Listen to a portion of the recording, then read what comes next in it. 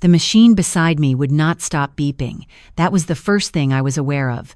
Not the ceiling tiles, not the antiseptic smell, not the thin hospital blanket tucked too tightly around my legs. Just that steady mechanical beeping, patient and indifferent, reminding me that my heart was still working even when everything else felt like it had stopped. I did not know right away where I was. I thought for a moment I was back in my kitchen in Oakville, that I had simply fallen asleep at the table the way I sometimes did on Sunday afternoons. Then I tried to move my left arm and felt the IV line pull tight, and I understood. The nurse who came in when I pressed the call button had kind eyes and a name tag that said Renee. She spoke to me in the measured, careful way that hospital staff use when they are not sure how much you understand yet. She told me I had suffered a cardiac event. She told me I had been brought in by ambulance from Street Andrews Presbyterian on Reynolds Street. She told me it was Tuesday. I had collapsed on Sunday morning. I had lost 2 days. The first thing I asked her before I asked about my heart, before I asked what medications I was on, before I even asked for water was whether my daughter had been called. Renee looked at the chart. She looked at the wall. Then she looked at me with an expression that I had never seen directed at me before but recognized immediately. The way you recognize a song from childhood even if you haven't heard it in 40 years. She said the emergency contact on my file had been notified. I asked if she had come. There was a pause that lasted exactly long enough to answer my question without Renee having to say a single word. My name is Margaret, and I am 63 years old, and I have lived in Oakville, Ontario my entire adult life. I raised my daughter here. I buried my husband here, 11 years ago, in the cemetery on the hill just past the Bronte Creek Trail where he used to walk every Saturday morning regardless of weather. I have shoveled this city's snow and paid this city's property taxes and sat in the waiting rooms of this city's medical offices for 6 decades, and I thought I knew what my life looked like. I thought I knew who would be there when something went wrong. My daughter's name is Catherine. She is 38 years old. She is a project manager for a construction firm in Mississauga, which means she is very good at coordinating large, complicated things and making sure every moving part arrives where it needs to be, on time, with no excuses. She is organized. She is efficient. She does not miss deadlines. She missed 53 phone calls. That is the number the hospital administrator read to me when I asked, 2 days after I woke up, to see the outgoing call log from the nursing station. 53 attempts. Starting from the moment the paramedics radioed ahead on Sunday morning and the admitting desk pulled up my emergency contact file. Calls to her cell. Calls to her home landline.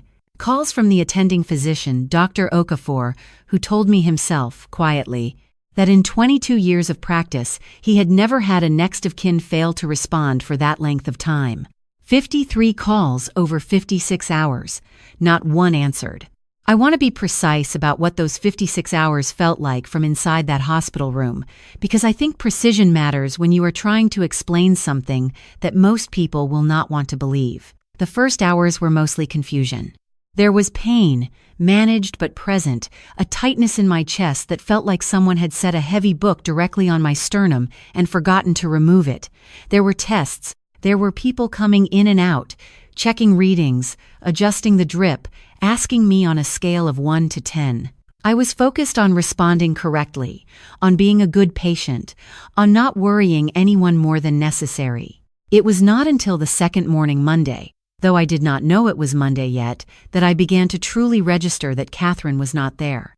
I kept looking at the door. Every time it opened, I expected to see her standing in the frame with that particular expression she gets when she is trying to appear calm but is actually frightened, the slight tension around her jaw, the way she holds her purse strap with both hands.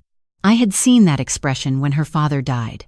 I had seen it when she got into a minor car accident at 24. I knew exactly what it looked like, and I kept waiting for it to appear in my doorway.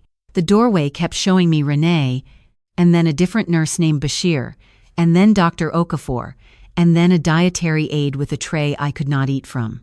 Never Catherine. On Monday afternoon, I asked Renee if there had been any message, any response at all. Renee said she would check, and came back 10 minutes later and said that as of right now, no, there had been no response to the hospital's attempts to reach my emergency contact. I thanked her. I turned toward the window. Outside, The maples along the parking lot were still holding their leaves, even though it was late October, that stubborn Ontario refusal to let go before the first real freeze. I watched a sparrow land on the windowsill and immediately fly away again, as if it had knocked on the wrong door. I did not cry. I want to be clear about that. I did not cry in that room for Catherine. I think I was too tired, and also too surprised, and also, if I am being honest, some part of me that I did not want to examine too closely was not entirely surprised at all. There is a thing that happens in a long relationship, whether it is a marriage or a friendship or the particular relationship between a mother and a daughter, where you learn to read the temperature of the other person without either of you naming what you are reading. You learn their silences. You learn the specific weight of certain pauses on the phone. You learn to interpret the gap between when you send a text message and when the 3 dots finally appear. Catherine and I had been operating in a kind of managed distance for about 4 years. Nothing dramatic, nothing that either of us had ever sat down and named. She called on Sundays, usually late afternoon, and we talked for 15 or 20 minutes about general things, her work, my garden, whether I had been to see my doctor about my blood pressure, which I had been putting off. She came for Christmas and for Thanksgiving, sometimes Easter. She was pleasant, she was functional. She was my daughter, the way a photograph of a place is the place recognizable, accurate in its details, but flat in a way that only becomes apparent when you stand in front of the real thing and feel the difference. I told myself this was normal. Children grow up and grow away. You read about it in every parenting column. You hear about it at book club. You learn to fill the space with other things, with your garden and your walking group and your Tuesday night choir at street. Andrews, the same choir I had been singing alto in for 19 years, the same choir I was standing in when my legs stopped working and everything went quiet. What I did not tell myself, what I had been carefully not telling myself for 4 years, was that the distance had a direction to it. That it was not simply the neutral drift of a busy adult life, but something that moved specifically away from me. Something that had started after my husband's estate was settled, and the question of the house on Lakeshore came up, and Catherine had opinions about what should be done with it that I had not agreed with. We had never spoken directly about that disagreement. We had simply moved forward into this polite, managed, telephone call version of being mother and daughter, and I had decided this was enough. I had decided to be grateful for what I had.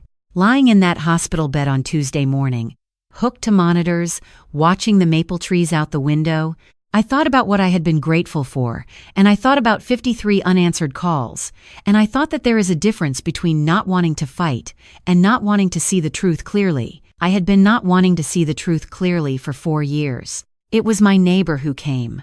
Her name is Donna, and she is 67 years old, and we have lived next door to each other for 21 years, across the shared fence line where her tomatoes grow every summer right up against my hostas. She is a retired school librarian from Prince Edward Island originally, with that particular East Coast warmth that never quite gets calibrated down to Ontario Reserve, no matter how long you live here. We drink tea on her back porch in summer. We exchange copies of the same 5 mystery novelists. She knows where I keep my spare key. She came Tuesday afternoon, 6 hours after I woke up, carrying a tote bag with my good cardigan and my reading glasses and a container of the lentil soup she makes from a recipe her mother brought over from somewhere in rural Nova Scotia. She walked into my hospital room and said, "Oh, Margaret," and hugged me carefully around the IV line, and sat down in the chair beside my bed and stayed for 3 hours. I asked her how she knew I was there. She said a woman named Renee had found my home address in the file and called my landline, and when no one answered, she had gone through my listed references and found the number for Donna that I had put down as a secondary contact 10 years ago and never updated because I always meant to update it and never did. Renee had done more to find someone to sit with me than my daughter had done in 56 hours. Donna did not say this. She would never say something like that. But we both knew it, sitting in that room together, and the knowledge sat between us plainly, the way certain truths do when you have known someone for long enough that you don't have to dress them in careful language. She brought me the soup, and she brought me the cardigan, and she read to me from the mystery novel she had in her bag, and at some point in the late afternoon I fell asleep in the middle of a chapter, and when I woke up she was still there, just sitting quietly, not going anywhere. Catherine called on Wednesday evening. I was still in the hospital. Dr. Okafor wanted to keep me under observation through the week. The call came on my cell, which Donna had retrieved from my coat pocket and charged for me. I looked at the screen for 3 full rings. Then I answered. She said, "Mum, I just heard. Are you okay? What happened?" I want to record exactly how I felt in that moment, because it is important. I felt very calm. Not the numb calm of shock or the brittle calm of suppressed anger. Something steadier than that. A clarity. I said, "I had a heart attack, Catherine. I've been in the hospital since Sunday." She said, "Oh God. I'm so sorry. My phone was off. We were in Kelowna. We went for a long weekend, and I put my phone on Do Not Disturb because Daniel and I needed to decompress, and I just turned it back on an hour ago and I had all these missed calls and I let her talk." She talked for a while. She talked about the long weekend and about Daniel and about how she had been so stressed about the Mississauga project and how she needed the break and how she didn't know it was going to turn into something this serious. How was she supposed to know? And then she asked about the house on Lakeshore. She did not ask it directly. She asked how I was feeling and whether I would be able to manage on my own when I got out and whether I had thought about what the practical long-term picture might look like, which was, and I say this with the clarity I have been describing, the most efficient path she could have found to the question she actually wanted to ask. I said I was tired and needed to rest. She said she would drive up on the weekend. I said that would be fine. I put down the phone and looked at the ceiling for a long time. She did come on Saturday. She sat in the same chair Donna had sat in, and she brought flowers from a shop on the highway, and she asked good questions about the medication and the follow-up appointments and what Dr. Okafor had said about diet and activity level. She was organized and efficient, and she covered all the necessary ground. At one point, she squeezed my hand and said she was really sorry she hadn't been reachable, that she felt terrible. I said I knew she did. At the end of the visit, she brought up the house on Lakeshore again, directly this time. She said she had been thinking about the practical picture and that a house that size was a lot for one person to maintain on a fixed income, especially now with the health situation, and she knew a very good realtor through Daniel's brother, and perhaps it was worth having a conversation about whether it made sense to think about something more manageable. The house on Lakeshore is worth approximately $900,000 in the current market. I know this because I had it assessed 18 months ago, quietly, for my own planning purposes. I have no mortgage. My husband and I paid it off together in 2007. The property taxes are manageable on my pension and my RRIF withdrawals. I am not struggling. I have never told Catherine the current assessed value, but she is a project manager. She can read a real estate listing. I said I hadn't made any decisions and would let her know when I had something to share. She left at 4 o'clock. She drove back to Mississauga. She texted that evening to say she had gotten home safely and to please let her know if I needed anything. I read the text. I set my phone on the nightstand. I looked at the window where the maple trees were finally giving up their leaves, whole branches of them letting go at once in the October wind, done holding on. I was discharged the following Monday.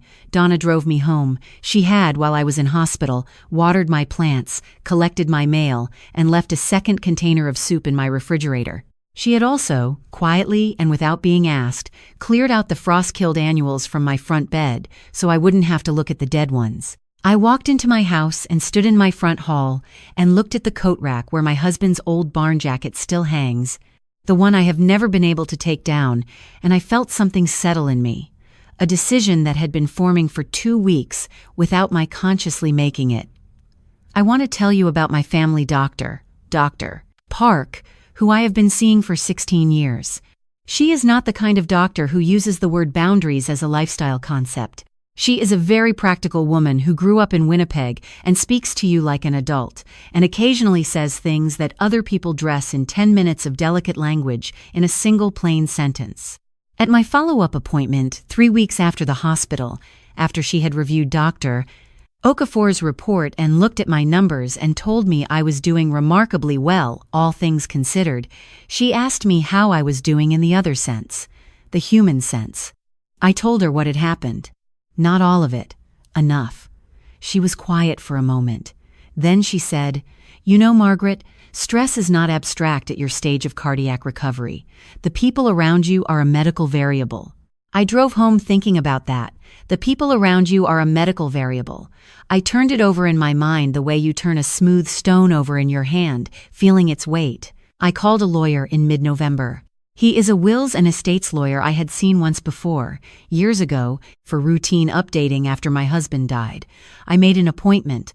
I went in on a Tuesday morning and sat across from him and explained that I wanted to review my current will and power of attorney and make some changes. My current will left the house on Lakeshore, and my financial assets primarily to Catherine, with a small bequest to St. Andrew's Presbyterian and a few other charitable gifts. I had written it that way because it seemed like the obvious and correct thing to do. She was my daughter. That is what you do for your daughter. The lawyer, who is a careful man and does not editorialize, simply asked what changes I wanted to make. I told him. I reduced Catherine's share significantly. I increased the bequest to St. Andrews.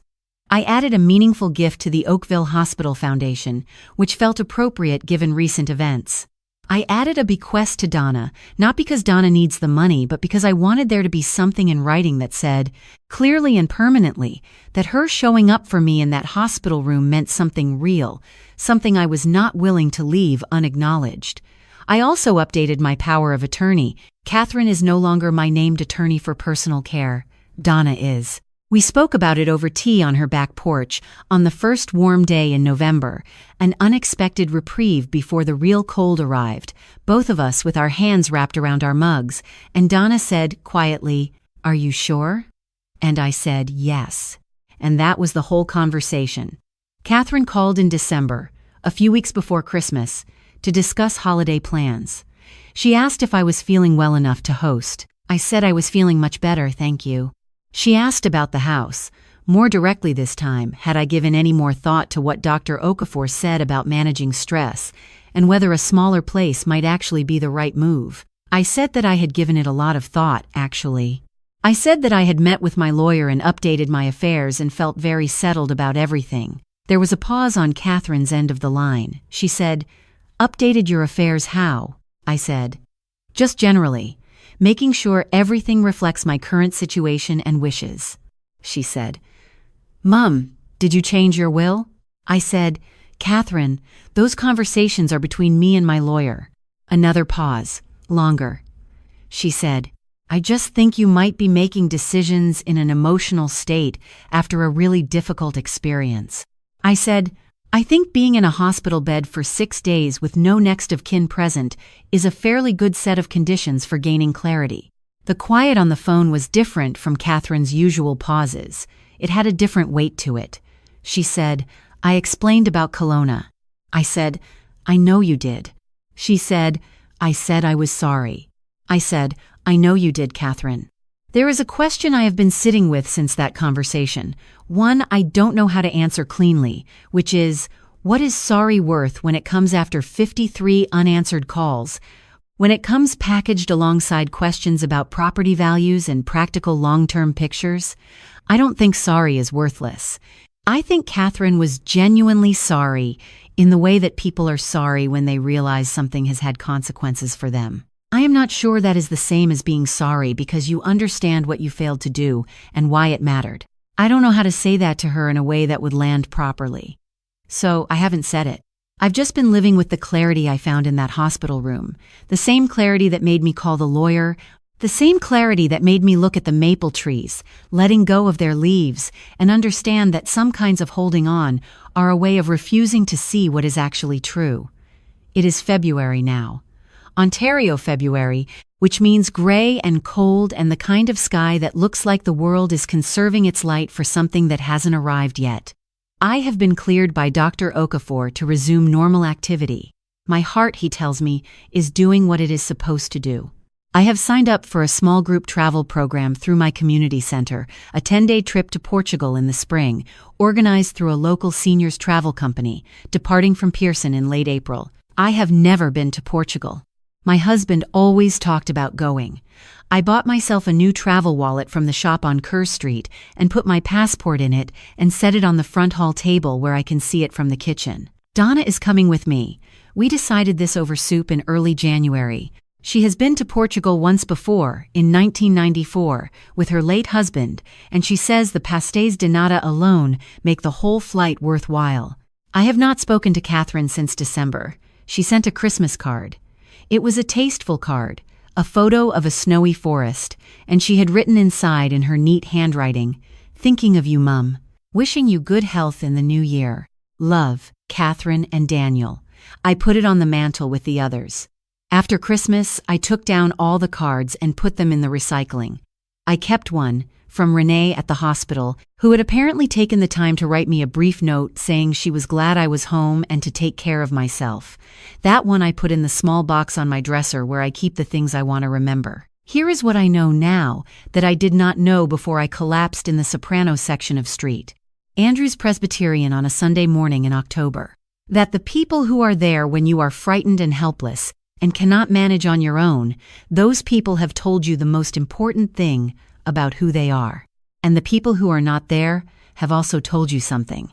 I spent 4 years interpreting Catherine's absence charitably, giving it the best reading, telling myself that distance is normal and adult children are busy, and this is just how modern families are. 53 phone calls stripped all of that charitable interpretation away and left something simpler underneath. Not hatred, not even anger really. Just clarity, the kind that comes from removing everything that isn't true. My heart attack, Dr. Park tells me, was moderate. It could have been worse. I was lucky to have been in a public place with people around me who acted quickly. I was lucky that the paramedics arrived when they did. I am lucky to have a good cardiologist and a body that is, as Dr. Okafor puts it with what I think is intended as a compliment, stubbornly functional. I am also lucky that I woke up, that I had 2 days in a hospital bed to think clearly without anyone in the room telling me what to think.